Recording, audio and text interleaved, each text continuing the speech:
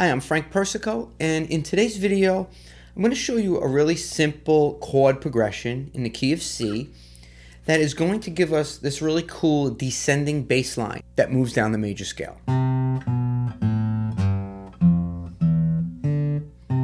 Right? The way a piano would do or a bass player would do, a lot of times when you hear chord progressions being played on the piano, they have these really cool moving bass lines, right? And on guitar, a lot of times we tend to play just root position chords, and they could tend to sound boring after a while. Okay, now this type of chord movement and moving bass lines comes in really handy when you're accompanying yourself singing, which is what I do most of the time, or when you're accompanying somebody else who's singing and it's just a singer and a guitar player, and you don't have a piano player or a bass player to create more interesting movement in the bass.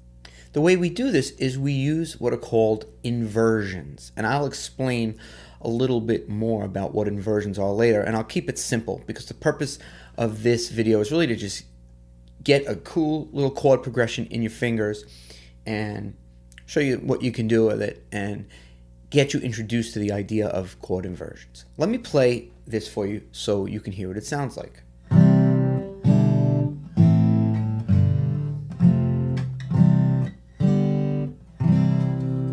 Okay, I'll do it with a little bit of a strum in 3.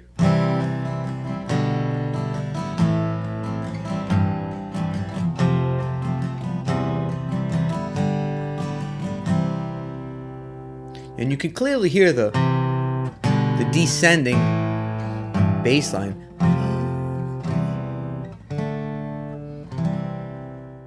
This is a very common sound. You've heard this in countless songs. You've heard this countless times.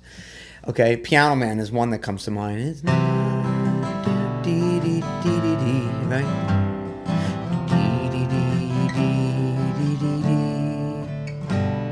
A little bit different there at the end.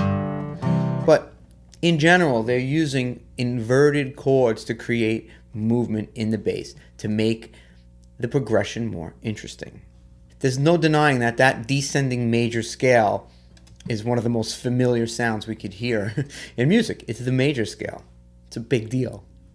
Let's go over the chords themselves quickly so you can see kind of how boring they would sound if we played them in root position. In other words, if we played them where their root note of the chord was on the bottom and not an inversion. Again, I'll explain what an inversion is in a little bit. But let's take these chords just the way they are so you can hear what's going on.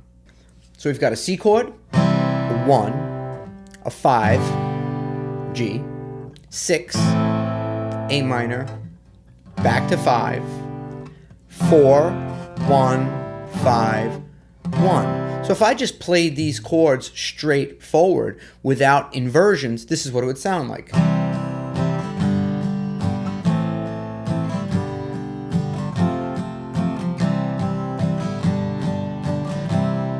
Not bad, right? C, G, A minor, G, F, C, G, C. It's literally 3 chords. Put in that moving bass line with inversions,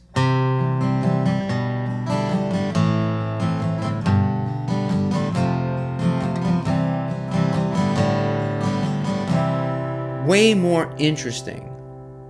So let's talk a little bit about inversions. In order to do so, first we have to talk about what a chord is, right?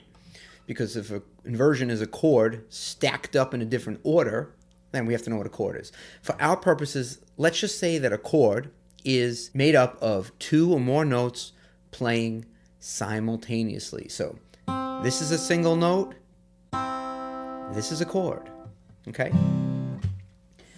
Now, more commonly, it will be 3 notes or more playing simultaneously. And for the progression we're talking about today, these are going to be 3-note chords, which are the most common chords. They'll be made up by using a 1, a 3, and the 5. Now, how do we figure out what does that mean, a 1, 3, and a 5? Well, let's say we're building a C major chord, right? We're starting with C. C is our root. C is our 1, okay?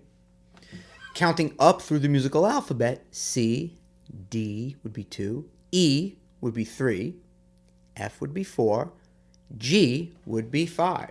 So 1, C, D, E is 3, F is 4, G is 5. C, E, G are the notes of a C major chord. So if we take a C, an E, and a G, and stack them up, we get a C major chord.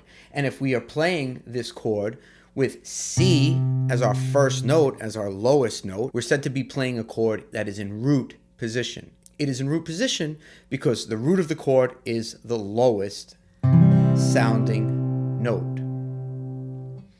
This is a C in root position. Now let me be clear about something. This is not a C in root position because we are down here at the bottom of the neck. Guitar players, we talk about position to mean our location on the neck. It's a C in root position because C, the root of the chord, is in the bottom. So I can play it. This is a C in root position. Why? Because the bottom sounding note of the chord is C.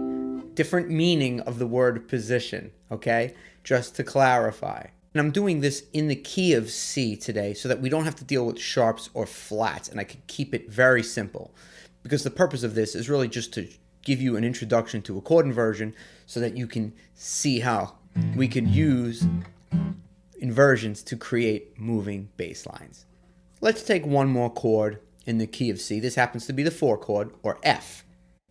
So now we're building a chord from F. We're building an F major chord in this case.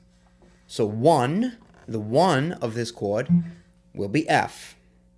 Now we're going to count through the musical alphabet. F, G is 2, A would be 3, B would be 4, C would be 5. F, A, C are the notes of the F major chord. If we play an F major chord with F as the lowest note, we're playing an F major chord in root position. Well, what happens when we don't play F as the lowest note? Let's say we played A as the lowest note. It is a note of the chord, right? So as long as we have F, A, and C, we're playing an F major chord. But we don't have to have F as our lowest note. Maybe we want the 3rd as our lowest note. Well, then we are playing F major in first inversion. That is an inversion. An inversion is when we play a chord with some other note other than the 1 as the bass note. Here we have A on the bottom. We're playing F in first inversion. What if I put the 5 on the bottom? C. We're playing F in second inversion. And if F is on the bottom of the chord, we're playing root position. That is all you need to know for this lesson when it comes to inversions. Let's take G, for example.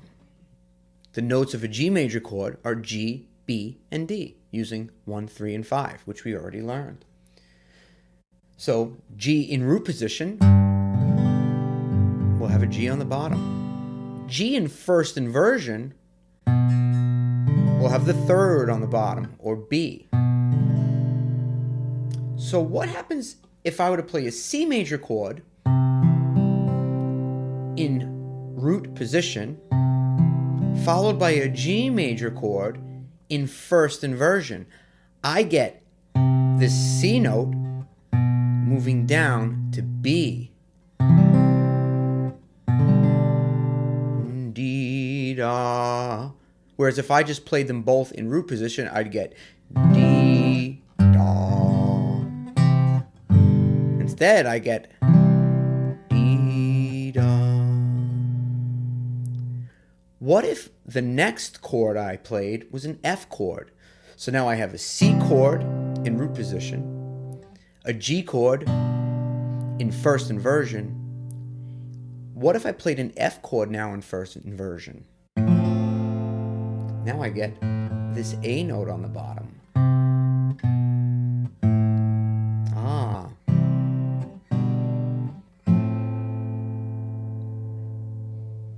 Interesting. I can start to move the bass line in more interesting ways by playing chords in different inversions.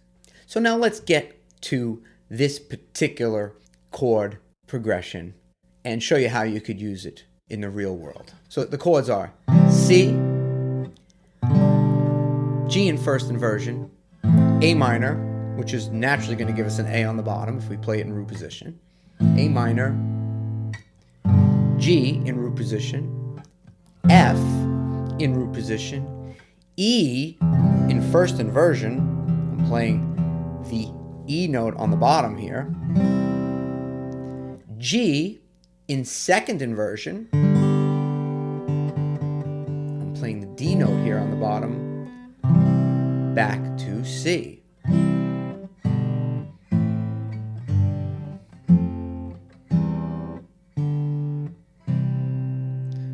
Do, ti, la, sol, fa, mi, re, do. The reason I like teaching this in the key of C is because these chords really lend themselves very easily to being played in first position.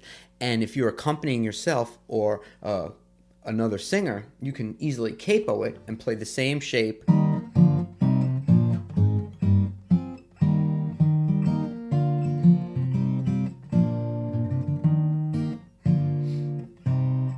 in this example. We're just playing do, ti, la, sol, C shape, G shape in first inversion, the minor chord, A minor, which doesn't need to be inverted, and then the 5 chord in its root position, and we get do, do, do, do.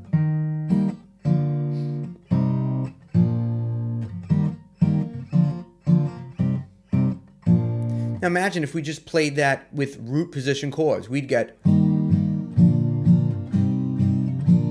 not bad, but it's not as interesting as slow down, you move too fast. You got to make the moment last. Very, very useful. I hope this video helps. Please like and subscribe if you like this sort of content.